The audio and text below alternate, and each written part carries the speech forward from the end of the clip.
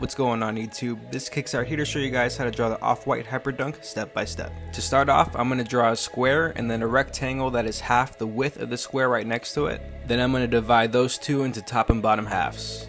Then I'm going to add a vertical line dividing that square into halves.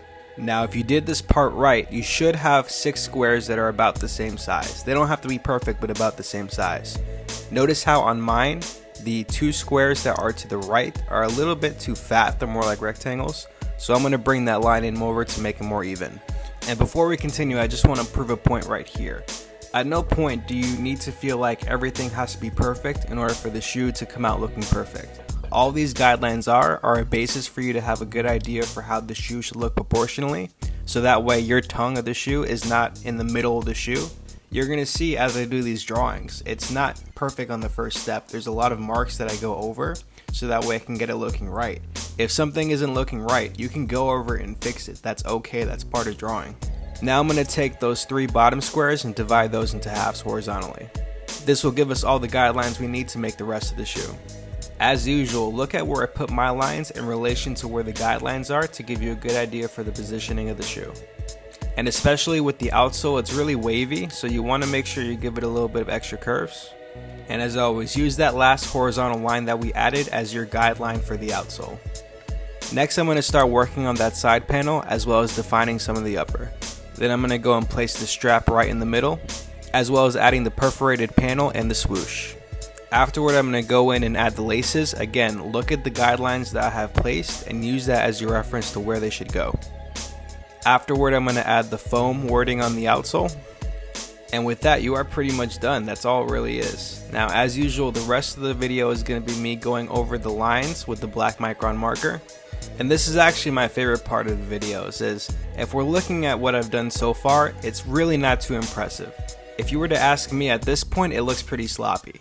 But the one thing I want everybody to realize is that at this point, I don't care how good it looks. The only thing I care about is that everything is in the right spot, which it is. After everything's in the right spot, then you can go ahead and start making it detailed.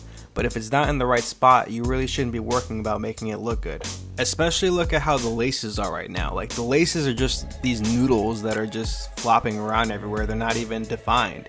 You can't even really tell where I'm going to put those lines.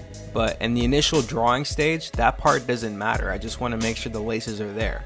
I can figure out the rest afterward, but the important part is to make sure that they're in the right spot. That's the whole point of this.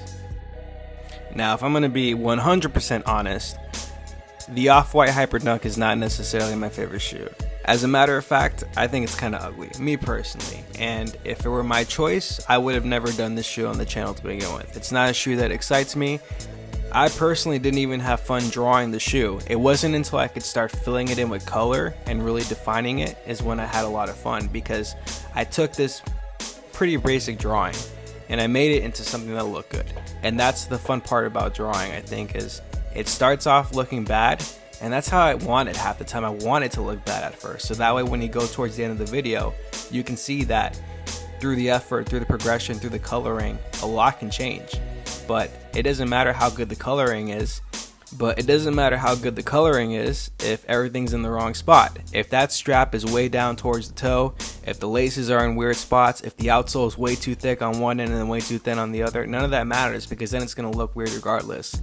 But as long as the shoe looks pretty proportionally correct, it's going to look good. The coloring, if the coloring is consistent, it's going to look good. Now, I do want to mention something on the plastic paneling on the side. If you look at the actual Hyperdunk, you're going to see all those perforations. An easy way to go about doing that is to make a grid over that spot, and then everywhere where you have an intersection, you're going to make a circle. That's going to make it really easy to know where to place the circles, because if you see the circles, they're in a straight line horizontally and vertically. They're just at a slight angle, so it's a little tricky at the eye. So if you make the grid beforehand, and then you add the circles on top of the intersecting points, you'll be good. Now, I could do that without the grid, but that wouldn't help anybody. That's not the purpose of the videos. The purpose of the videos is to try to get you guys to make sure that your sneaker drawings are on point.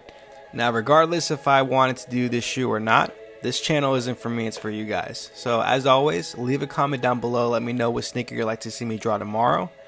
If you are new to the channel and you enjoy this kind of content, I would love it if you'd subscribe. I upload daily videos. And as always, I'll have the stencil available in the description down below. Alright guys, peace.